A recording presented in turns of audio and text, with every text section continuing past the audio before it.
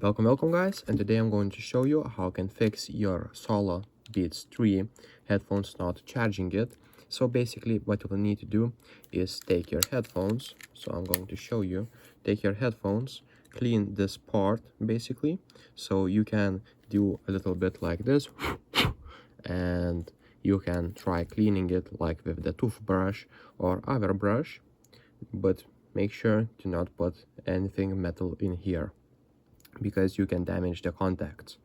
And after that you can try holding this power button down and it will basically, as you can see, restart it and start blinking it. That means it is hard reset, and you can try now connecting to your phone and basically may that help you.